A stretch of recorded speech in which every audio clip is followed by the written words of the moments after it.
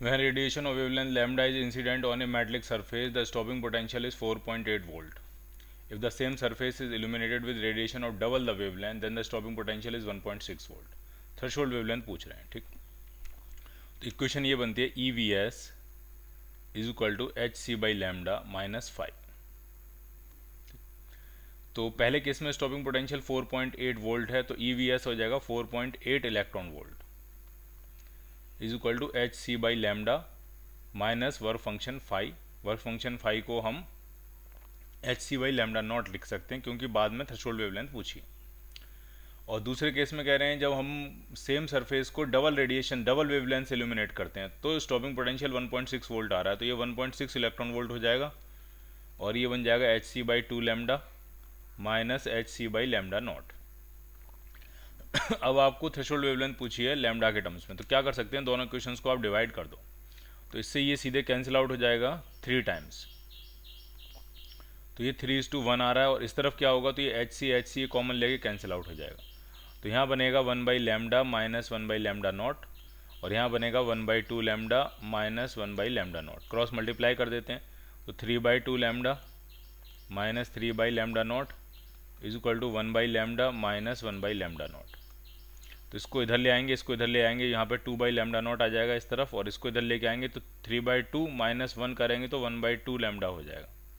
तो lambda naught जो है वो 4 लैमडा के बराबर आ रहा है। बी पार्ट आंसर मिलेगा आपको।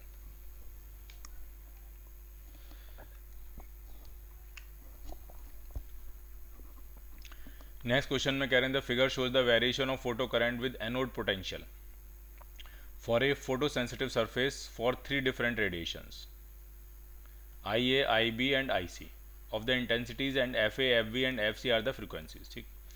तो इसमें कौन कौन बराबर है वो समझो। इंटेंसिटी से सैचुरेशन करंट होती है, तो B और C की इंटेंसिटी बराबर है क्योंकि उनकी सैचुरेशन करंट बराबर है, तो C की इंटेंसिटी और B की इंटेंसिटी बराबर है और ये A की इंटेंसिटी से ज़्यादा है, पहली कनेक्शन।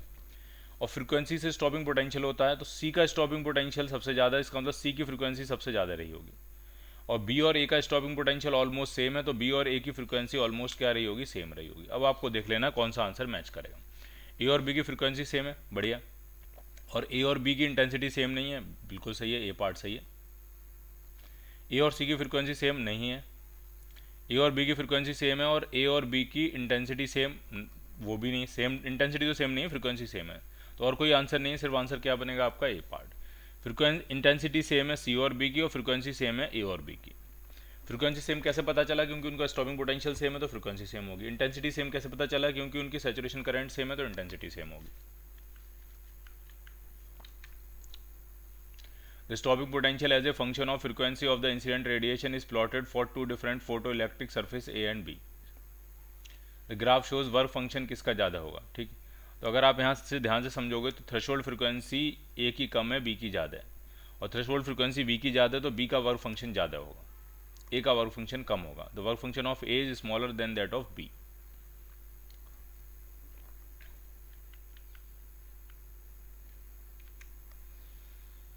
इसमें 4 कर्व दिए हैं और इसमें 2 चल रही है, इंटेंसिटी I1 I2 है, बस 2 के बारे में बात चल रहा है, तो ये पक्का है इंटेंसिटी I1 ज़्यादा होगी I2 से। I1 बड़ा है तो इंटेंसिटी I1 I2 ज़्यादा होगी, ठीक। अच्छा, और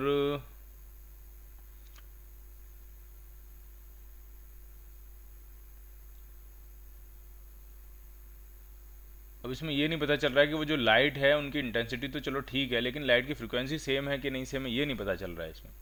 the curve A, B, C and D show the variation between applied potential and photoelectric current at 2 different intensities of light। मतलब एक ही लाइट है, एक ही लाइट है, एक ही फ्रीक्वेंसी की लाइट है, उसी की 2 डिफरेंट इंटेंसिटीज़ हैं, तो आंसर बी पार्ट ही बनेगा।